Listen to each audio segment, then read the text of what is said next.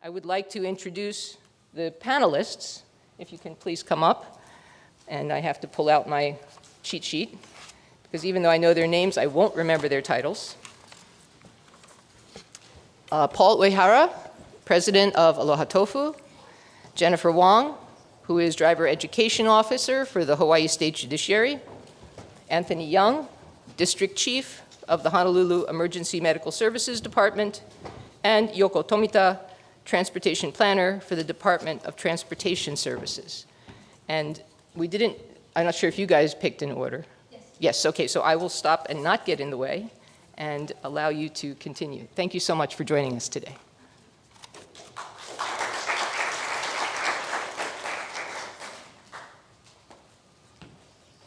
Aloha, good morning. I'm Elizabeth Kent, the conference facilitator. How many people had thunder and lightning last night?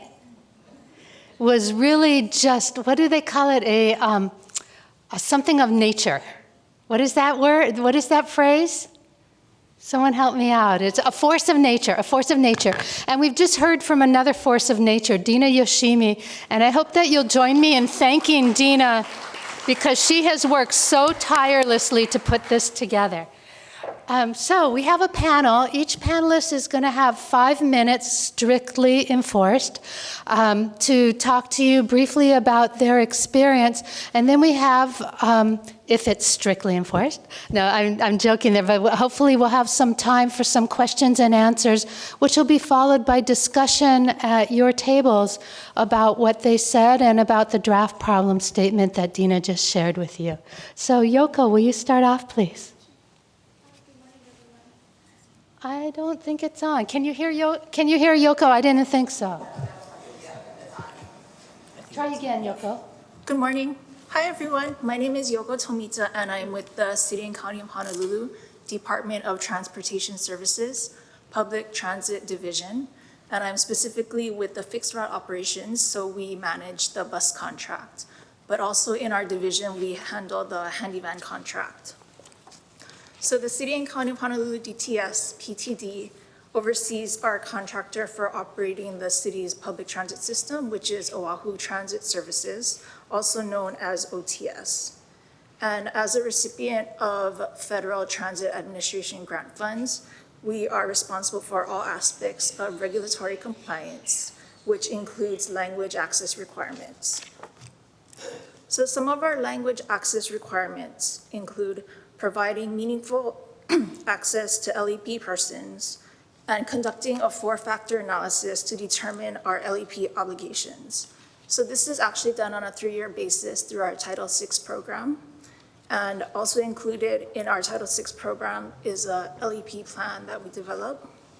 And in order to do this, we conducted a ridership survey in 2018 of all of our bus routes. And from this survey, we determined that there were 5 languages most frequently spoken by our ridership, and this includes Tagalog, Ilocano, Japanese, Chuukese, and Simplified Chinese. The results of this survey and our LEP plan can be found on the DTS website. And then some of our current capabilities and products include phone interpretation services, our websites for DTS and OTS, which includes a language assistance services page, various brochures, our vital documents. So for the bus, we have 11 vital documents, and handy van, they have 4, and various public outreach information materials. So whenever we do like bus route changes or bus stop closures, we try to post signage in our 5 identified languages for our ridership. And then we also have a transit security and emergency preparedness brochure and video. This is available on the OTS website. And then on an annual basis, we try to provide training to all of our employees so they know how to deal with the limited English proficient population. So this includes various FTA webinars and viewing an annual LEP video presentation for operators. And then additional information includes our DTS LEP plan, demographic LEP population data for Hawaii, and our printed LEP population vital documents. And that's it. Thank you. Paul? Okay, good morning. My name is Paul Uehara. I'm the president/custodian of Aloha Tofu. So Dr. Yoshimi asked me to speak today because I have a varied workforce that speaks. We use, I guess, 6 languages in our factory, in our company. So I have about 30 employees, and about 80% of the workforce are immigrants, first generation immigrants. So English is not their second, sometimes not their third or fourth language, sometimes not at all. So we have to come up with ways to communicate with our employees. Now, being as it's a factory, it's not that hard. If you point and demonstrate, then it's pretty easy to pick up because we do the same thing every day. As I'm sure all of you enjoy our products, right? So thank you very much. But my grandparents also were, first generation immigrants. So, for me, there are many levels to employing first generation immigrants. And one of them, of course, is to, kind of honor my grandparents. I also believe that we are, a level of company that can actually take in non-English speaking workers and still give them a steady type of position. So I think that's important as well. So I think we're like a first step for first generation immigrants to come to Hawaii, get themselves settled in, and then perhaps move on to the next phase of their lives. And for us, language is a tool.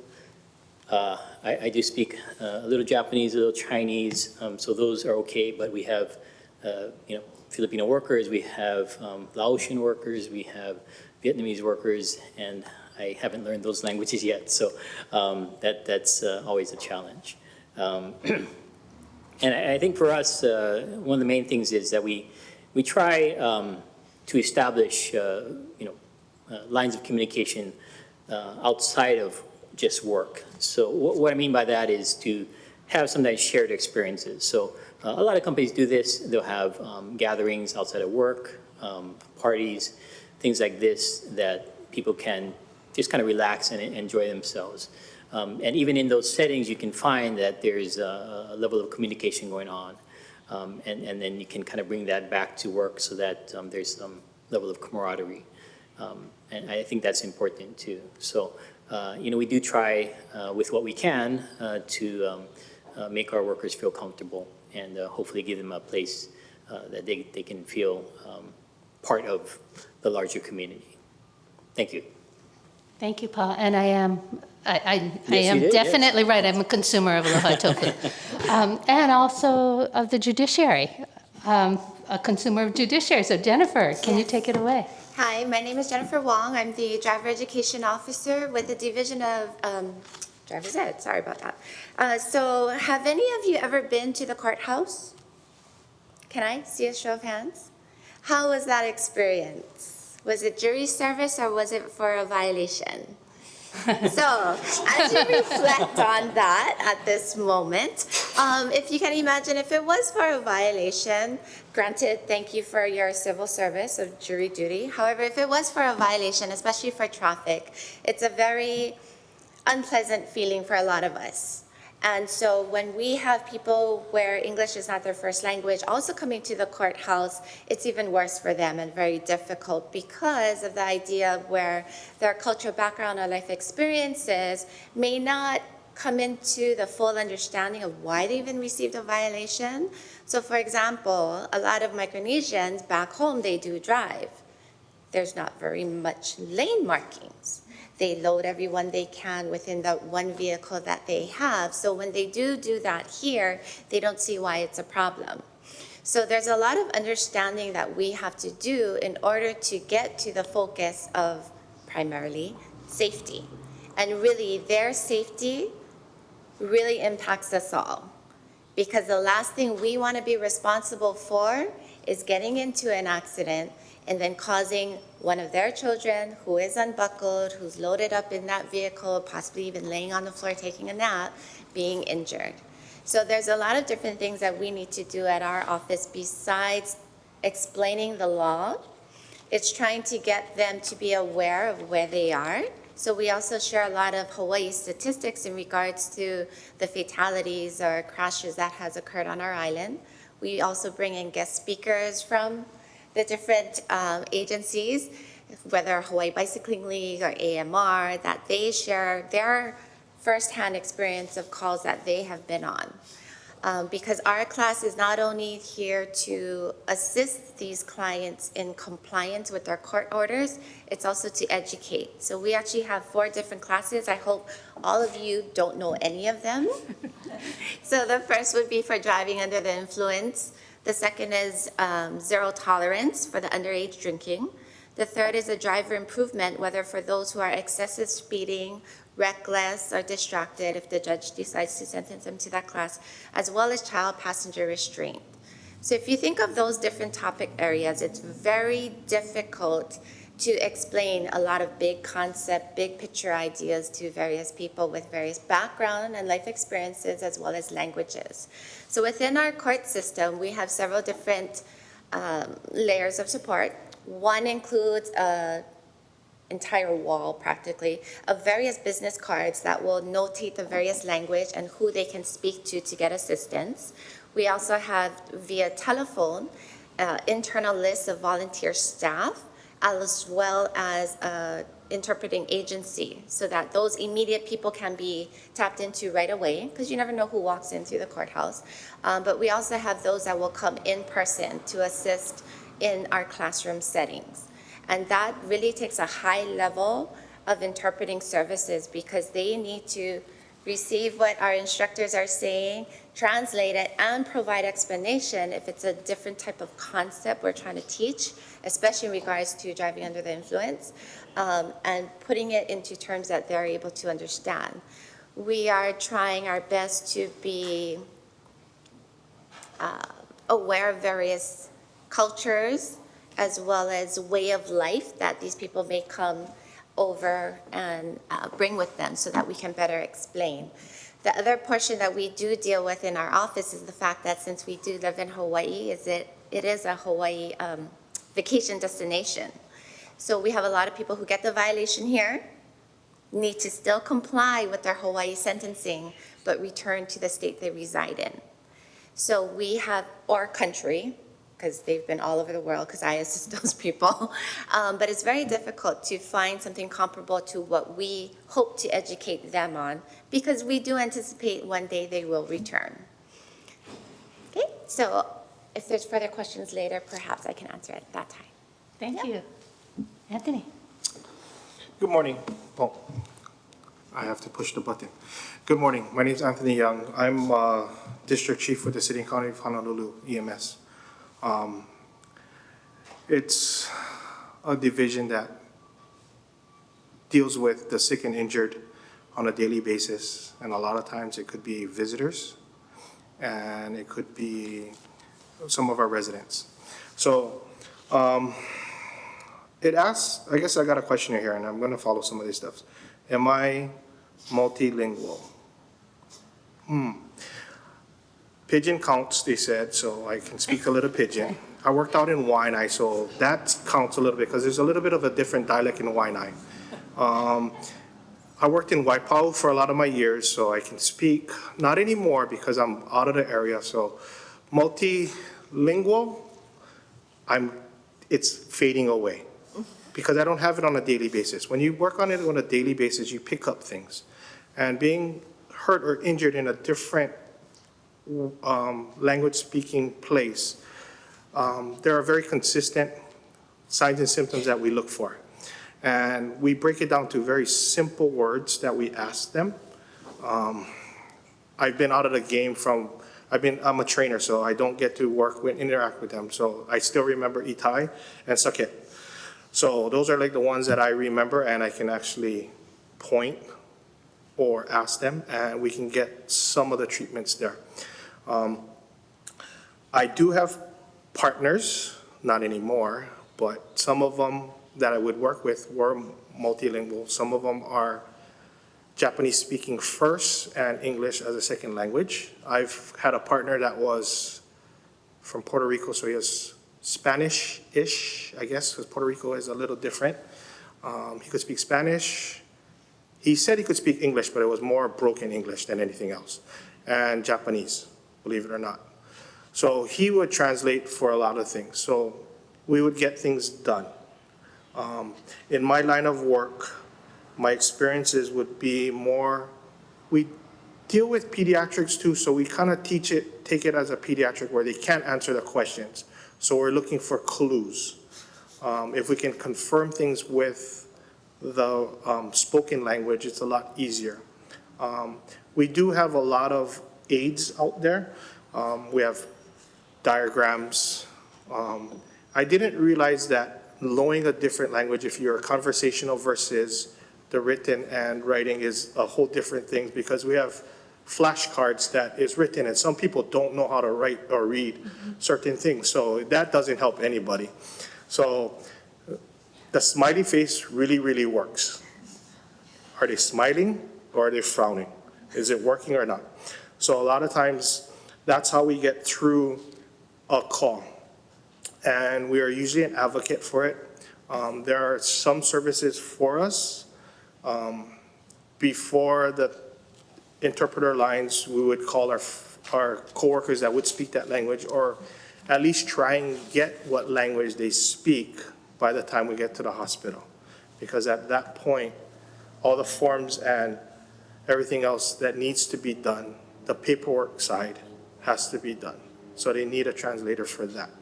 But the care of the patient is generally well taken care of, and we just get through it by pointing small little simple phrases and even sometimes writing it. Like I said, the language grows when you use it. And I remember being in Waipahu for at least 5 to 6 years, and my wife is Filipino. She doesn't speak a lick of Filipino, but every time we travel, they always ask if she's Filipina. And then they start talking to her. So I could probably speak more Filipino than her at a certain point. So when they started talking and they looked at me like, this Asian guy is speaking Filipino. So it's a good thing to learn other languages, but it's an art that has to be practiced, because if we don't practice it, we lose it. So thank you for your time, and we'll be asking, you can ask more questions later. Thanks. So let me try and summarize what I heard. That there are some formal techniques and processes that you can use, but informality helps a lot. You're watching body language a lot, that even a little bit, even if it's just 1 or 2 words, or using facial expressions and hand expressions can also help, and that's better than nothing at all. Did I get there? Okay, so questions for the panel? Yes. The classes that the court mentioned, those are for violators, I assume. You don't offer any of those classes to the public, before they violate the traffic, you know what I mean? It would seem, So the question is, does the court offer preventative classes as well as classes after somebody's had a violation? Sorry, no. But to elaborate on that, because I am a true educator, so I do believe in trying to be preventative and proactive. So part of what our office does try to engage in is a lot of community events as well. So the classes are more specific for the violator themselves. So we consider it a more specialized program. However, we do reach out to different agencies like DOT, like the Department of Education Driver's Ed, not us, yeah, they're separate, as well as local organizations like Keiki Injury Prevention Coalition that deals with child passenger safety. So our staff, we try to get them certified in various areas, but also access different events to reach out into the community and build awareness that way. Jennifer, when I hear about classes, I also think about tests. Are there tests, and what's done to help people who may not speak the language? All our classes do involve a test. It is multiple choice or true false, so we try to keep it on a simple format.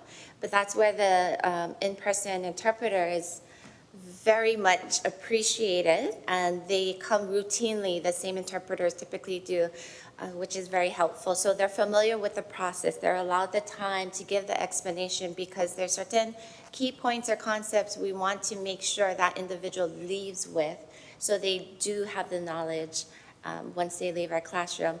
It is not mandatory to have a passing score. The way our current law is, it's either pass or fail, you attend or you don't. However, I did start that process as well as tracking individuals and how they do or how they perform because of the idea of recidivism. Should they come back, I know exactly why, or what kinds of things to analyze in order for us to improve better. Wait, and I heard you right, you don't have to have a passing score, you just have to take the test? Yeah, correct. Okay. Yeah. Other questions? Yes? Do you actually refer chronic offenders of the judiciary to drug driving to counsel? So our chronic, can you repeat the question? Sure. If we refer chronic DUI drunk driving peoples to other agencies, for example. So part of our process, once they're sentenced, they typically will have fines to take a class as well as do a substance abuse assessment, regardless if it was a court order, if it was administrative driver's license revocation office, which is two separate entities. So with that substance abuse assessment, we go through an approved list, whether or not they need to utilize insurance to reduce payment of it, whether or not they need different language services so that they have a true assessment. So our office actually refers them out, and then it's based off of that assessment that determines what other treatment they may need. Yeah. Other questions? Yes, Dina. So I understand that the bus has a flip chart for the drivers. Can you speak to that a little bit? So can you repeat the question? So she's asking if the bus has a flip chart for the drivers. So we do have a booklet for the drivers. There's various different situations. I believe it's translated into 13 different languages. So if riders, it started off as an emergency book. So if there's some kind of emergency situation on the bus, or if a passenger has run into some issues, they'll point at this book that we have, and there's pictures on it. And then the driver will know what's wrong. He can flip through the chart and then point to a specific answer, and then the passenger, they can communicate that way. Paul, I have a question. I'm curious because as I listened to you, I heard that you see Aloha Tofu as a way to help people start out and often they leave. How do they find out about you? So we go through various agencies. Before we used to use like Catholic Charities a lot, Pacific Gateway, a lot of the community help centers that help immigrants. Mm-hmm. I find myself going to Craigslist a lot now it's pretty hard to find. Isn't Craigslist English? It is, and so what happens is a lot of times family members will find, general labor jobs, and they'll approach us and say, hey, I have a relative or my uncle or somebody. But right now, because of the workers we have, a lot of it is word of mouth as well, and so. Do you see mentoring inside the company by someone who's perhaps been here longer or speaks the language better with someone? Can you talk about that a little? Sure. So we do try, if the new employee doesn't speak English, we'll try to match them with somebody who does speak their language and has been there for a while. And again, it's factory work, so it's not too complicated. We do use machinery, so there are some safety issues that need to be addressed. But overall, within 2 weeks, you could be making tofu too. So it's pretty straightforward. I may take you up on that. Yeah. Anthony, my experience working with EMS, there's usually a lot of good stories. You have so many experiences. I wondered if you had one that you'd be willing to share. Something where seeing someone else speaking another language or you having some ability really made a difference in somebody's health. Well, we run into multilingual people all the time. One call came up, and I didn't realize there were different dialects in the Marshall Islands. And we had a obviously pregnant female. We knew she was in labor because of the way her face was, but it's different because you got to know how far along she is. So it was very difficult at the time because we didn't have the resources to know which dialect she was talking and the relatives. So usually what happens is our first source of information is the patient. Then we go to the relatives. And then if the relatives can't have some sort of interaction, we go to a neighbor. And a neighbor told us it was Marshallese, and we're like, okay, Marshallese, where do we find a... Okay, so we get her to the hospital, and the Marshallese translator didn't speak that direct dialect. So it was even more difficult. But they had enough common words to figure out how far along she was, which baby it was, and if she was going to have multiple babies or not. And then everything else just naturally occurs. But those are some of the assumptions that we make, but sometimes we think we're helping, but we helped a little bit by at least getting a translator there. And I think the translator came from in-house. It was like from housekeeping or something. So, I mean, even with the immigrants working and learning, they are picking up bits and pieces of information. So even though they might not be fluent as a translator in the courts, because that's a whole different set of, if we can get somebody to at least take the English language to their language and kind of put it together, it works. And EMS is like the fireside. We give us a problem, we'll figure out a solution. It might not be the prettiest solution, it might not be the most efficient, but we'll find a solution for it. And we'll take care of the patient and hopefully make them better than they were before. Thank you. Any other questions? Yoko, I have one for you. It's along the lines of the preventative intervention question. So when and you may not have an answer for this, but when I'm driving around and it's just about dusk, oftentimes I see people who I assume are visitors where I don't think they should be. You know, by the side of the road trying to figure out, I'm guessing, this is watching the body language, I'm guessing they should be headed toward Waikiki, except they're out where I live on the windward side, or they're by the side of the road in downtown where I wouldn't go by myself at night. And so I'm wondering about the bus and if there's anything preventative, you know, how, I just think it's such a daunting issue to have so many people speaking so many languages, relying on the bus to get to and from where they're going and not get lost, especially because they have so many challenges understanding and differentiating between all the Hawaiian road names. So do you have any experience with that? So actually on all of our bus stop signs, we have an information number. And it's unfortunate because I don't think a lot of the riders would know to call that because it's not information is not translated into their language.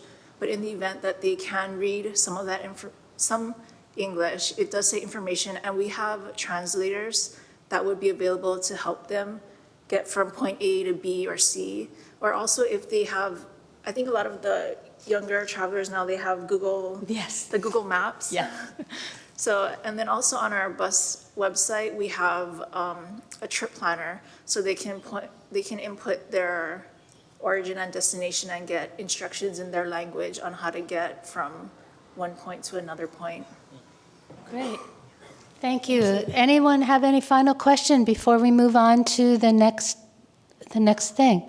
Okay, thank you so much. Please help me thank the panel. Please don't step down quite yet. One important logistic that you've probably been wondering about is where are the restrooms? They are inconveniently located downstairs. There are some upstairs, but I checked, at least the women's was closed, so I don't want to send you up there. There should be some on that side as well, but I didn't go and check to see if they are, if they're open. I know those are. Yes, did you check? You know, they had the universal woman and man. So I'm gonna, is that a multiple language? So that's logistics. Also, please be comfortable. That's really important. There's food outside, there's drink, and everybody needs to be in a comfortable place so that you can hear and experience. So getting to the experience part. The next thing is I'm going to ask somebody from the table that Debbie Tulang de Silva is out to come to this table, and somebody from that table over there also to join this table, so that we have about 4 or 5 people on each table. Actually, Neil, I'd like to introduce the rest of the facilitation group. Chevelle Davis in the back. Chevelle, raise your hand. Neil Milner right here. Kim Lowry, you have any questions, you need any help, ask any of the 4 of us. Neil, can you join this table as well? So what I'd like you to do at your tables, you'll have about a half an hour to do this, is first of all introduce yourself and give a little bit about your background and meet the people at your table. And then what we'd like you to talk about is the panel discussion and also the problem that Dina talked about. Was that correctly defined? Should it be revised? What is your experience with it? And then please share your experiences of stories that are related to use of multi-languages in the workplace besides English to promote engagement. What we want is you to talk to each other, to learn from each other, and really to set a context for the rest of the day so that you're working together, have a camaraderie, and feel some trust so that you can share things with each other as we try to tackle the challenge of what is really the problem and where do we go from here. Dina, is there anything you want to add? Okay, I think what she wants to add is, while you're doing this, have some fun. This should be a fun thing. Make sure that you have something to drink and eat, and you'll have a half an hour for this, so I will let you know when there's 5 minutes left and we're getting ready to come together. And those panel members who are able to stay will join different tables and share their experiences as well. So again, thank you to the panel, and thank you to you.